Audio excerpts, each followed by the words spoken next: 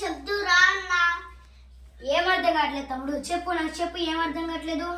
అన్న చదవాలి అనిపించట్లే, ఆడుకోని అనిపిస్తుంది అన్న. తప్పు తమ్ముడు, అలా అనకూడదు. ఎందుకంటే మనం ఆడాల్సిన టైంలో ఆడాలి, చదవాల్సిన టైంలో చదవాలి.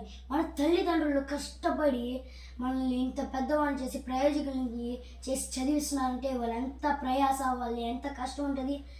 అలా అనకూడదు తమ్ముడు. అప్పుడు అబ్దుల్ కలాం గారు ఏమన్నారో తెలుసా?